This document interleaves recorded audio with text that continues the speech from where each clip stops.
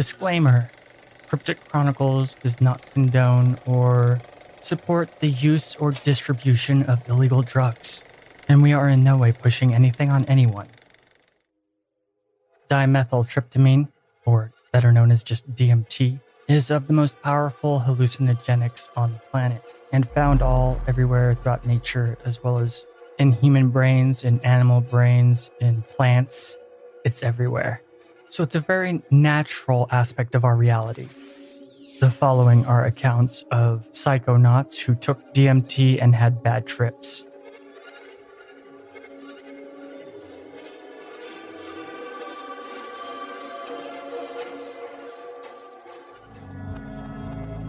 Hierarchies of Hyperspace, a collection by heroic user Psychedelic. I was transported to that extremely alien-like realm that I had been to so many times before. I felt like I was being schooled on existence, a teacher entity that seemed to have some sort of almost condescending power over me was trying to convince me that they constructed our reality completely and tried to get me to agree that this reality was not under our control. It was being constructed and predetermined by an outside force completely. Even though I had lost complete touch with reality, I did not listen blindly. I was skeptical.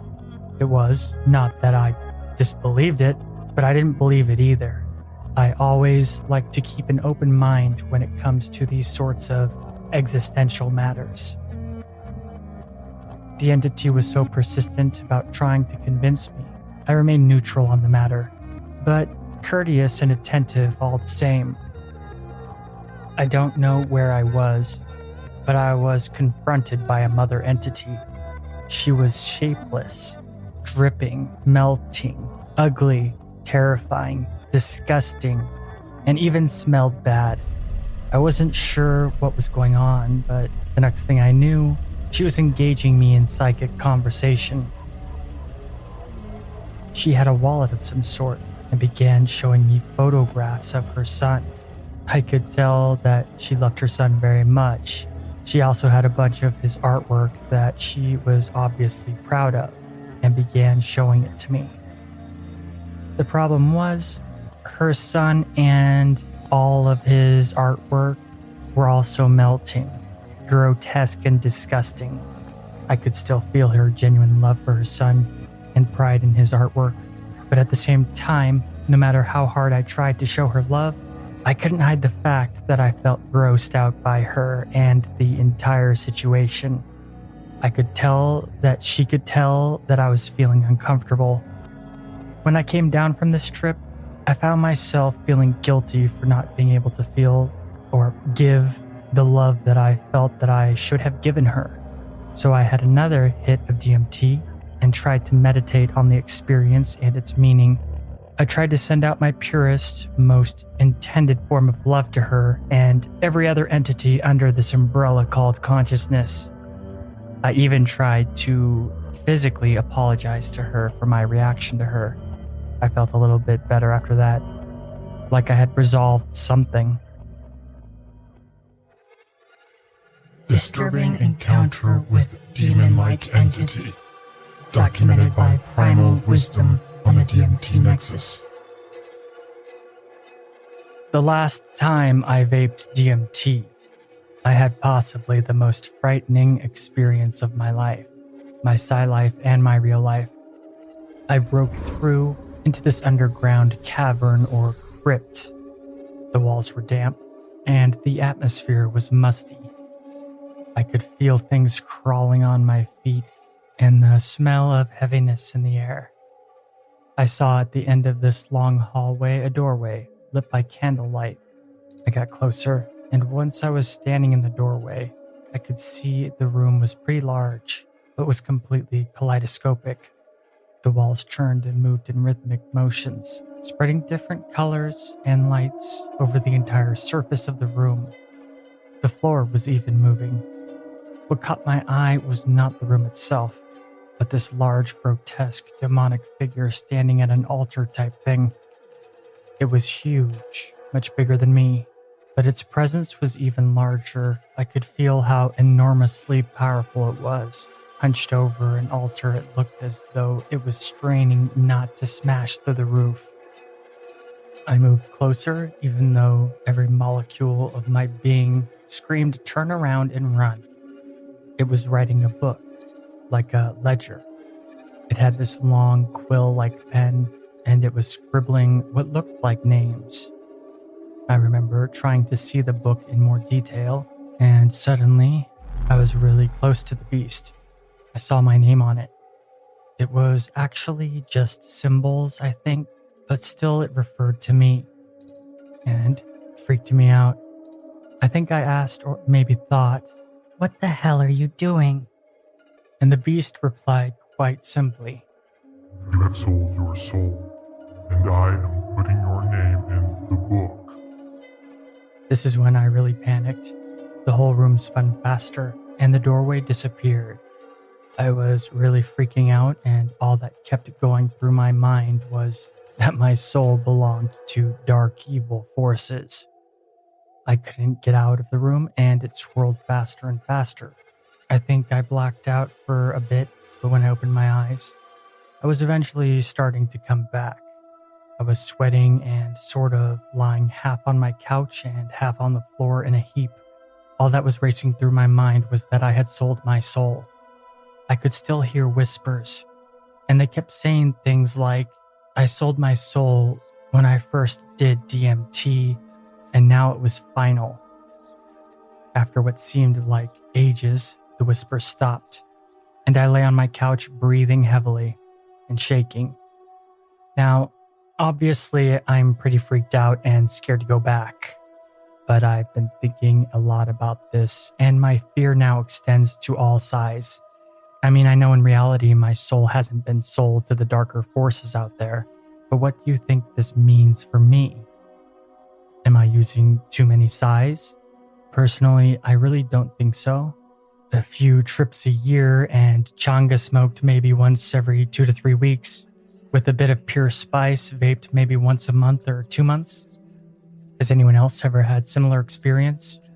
I really don't know what to think about the whole thing. I've never felt so in trouble before, even in real life. I mean, at some point during the trip, it really felt like I may be soulless. Anyway, yeah, I was a bit apprehensive to post this for obvious reasons, but I can't keep this sort of thing to myself as I am a bit of an anxious person, and stuff like this weighs heavily on my mind, to the point that I have not been sleeping very well since. I keep playing the experience over in my head, trying to find some answers, and of course, in true DMT fashion, am presented with yet more questions. I have been pretty depressed since.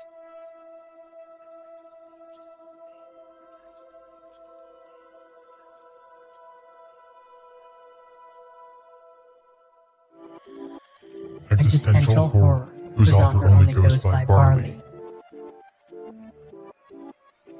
I am a 41-year-old, 185-pound male.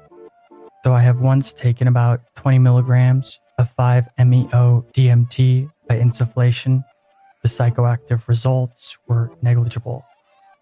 So I consider the following to be an account of my first true encounter with this substance.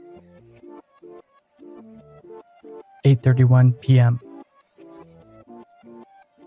With the aid of my sitter, call him John, I held the glass pipe to my lips and drew a very long, slow drag until I could hold no more. I saw a wisp of alarmingly white smoke rise from the pipe before it was blown away by the large white cloud I exhaled. Just as John secured the pipe out of my hands, I felt the onset. I let go of the pipe, let myself fall back into John's inordinately comfortable couch, and then, all within a matter of a few seconds, was launched into the peak experience of the trip. Words now fail, of course, as, to a lesser extent, does my memory of these 4-day-old events.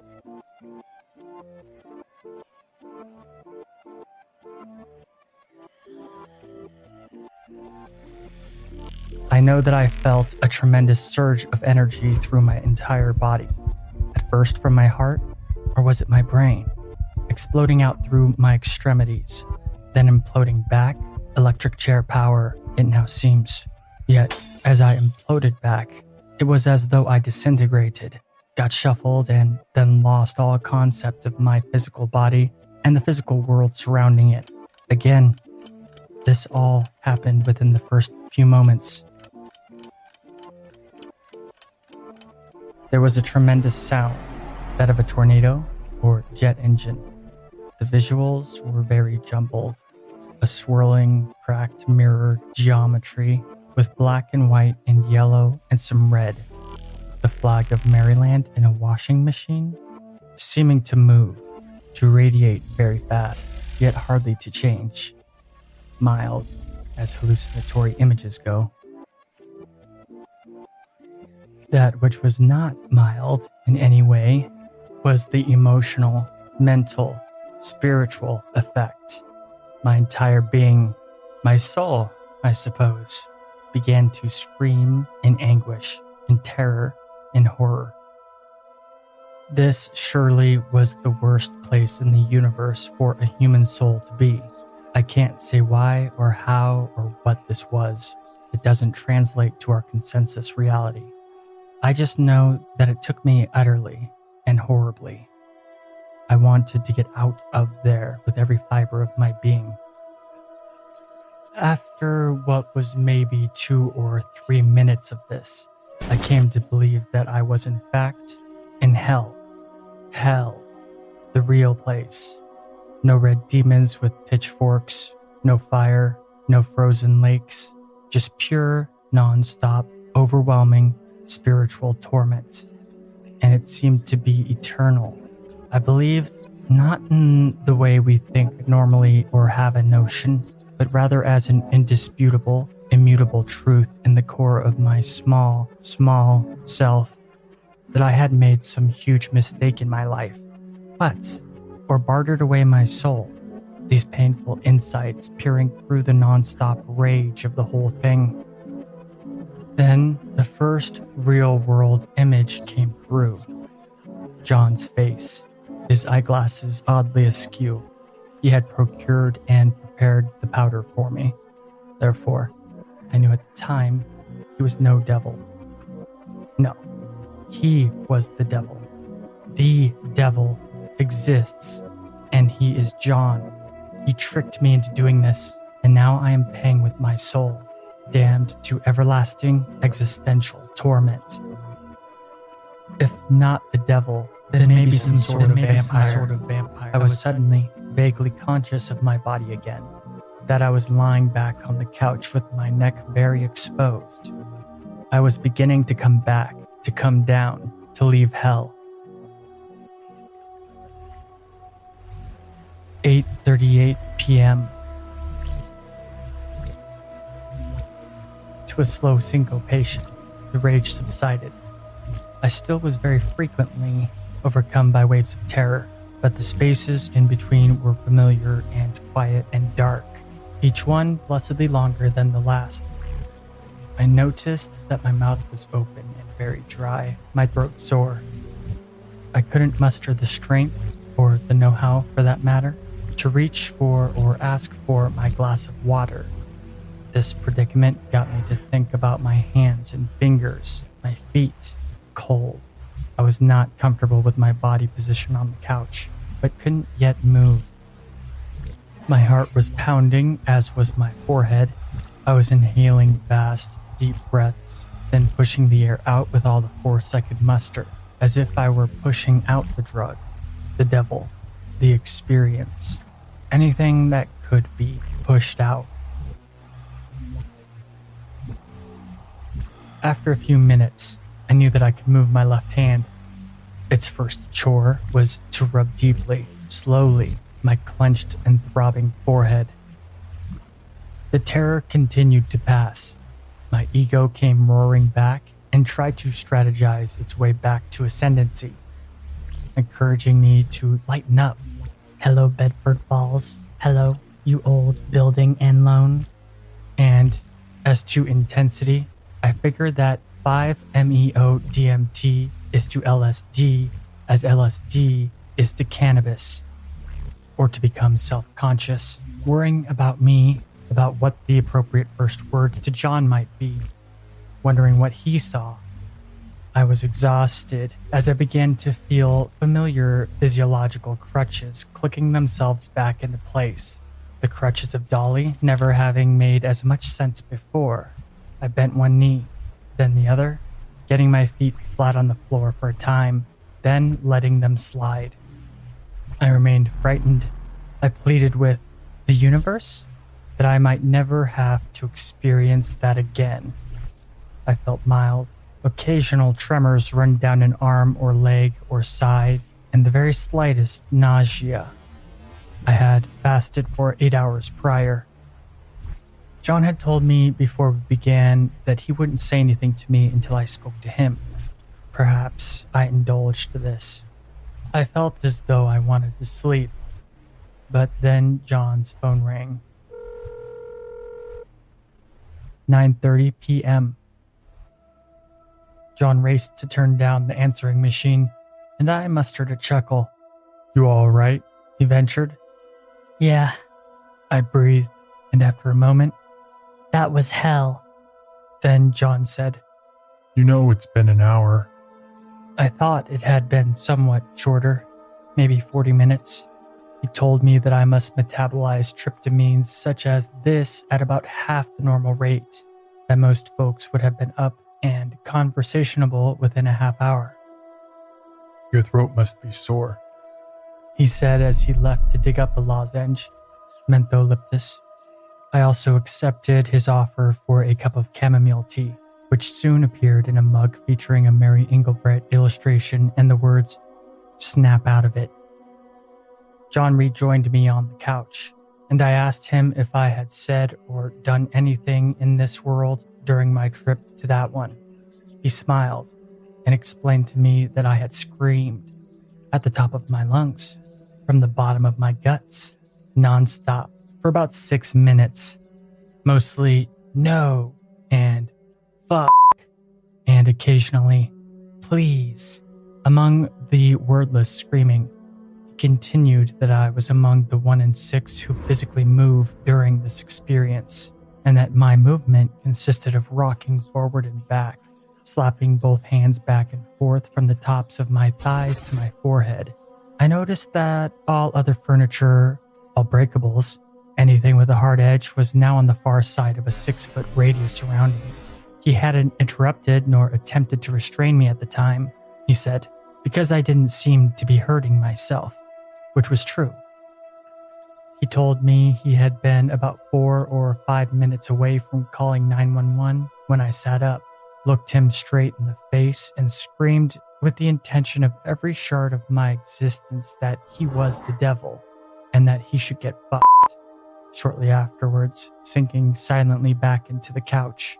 After a while, he had seen my left hand move and knew that I would be all right.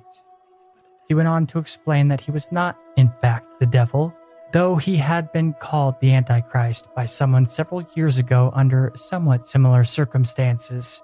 We reasoned together about the circumstances that may have brought about such a dark episode, when an experience of absolute bliss followed by joyous weeping more typically follows this powder's ingestion.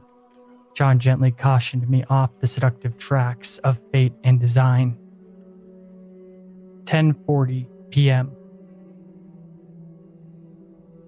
Feeling about 90% back to base level, I found that I could stand and that standing felt good, and that 2 mugs of chamomile and a glass of water later, it was also good that I could make my way to his bathroom.